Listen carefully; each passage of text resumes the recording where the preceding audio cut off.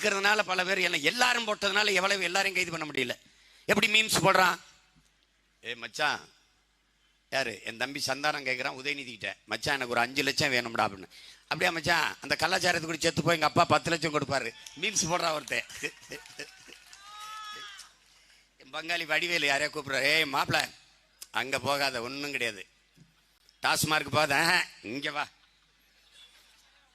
கள்ளச்சாராயம் 10 லட்சம் இங்கே வா, இன்சூரன்ஸ், அது என்ன இன்சூரன்ஸு, மாதம் மாதம் பணம் கட்டணும், சத்தப்புறம் கொடுப்பாங்க, அது கொடுப்பாங்களே தெரியல. இங்கே பாரு, ஒரே நொடி சாராயம் குடிச்சு போனோம்னா 10 lakhs இம்மிடியேட்டாக கிரெடிட் ஆயிடுது. எதுக்குடா போய் இன்சூரன்ஸ் கட்டிக்கிட்டுங்கிறான். எவனும் பதில் சொல்ல முடியல. நீ என்னமோ பெரிய கிரியேட்டர்ஸ் தேடுற, இவன் தான்டா உண்மையிலே கருத்தியாளன், புரட்சியாளன், புதிய சிந்தனையாளன். அவனுக்கு பதில் சொல்ல துப்பு இல்லை, உடனே கைது, இரும்பு கரம். இதுக்கெல்லாம் இரும்பு கரம் வரும். காய்ச்சினவனுக்கு அப்படி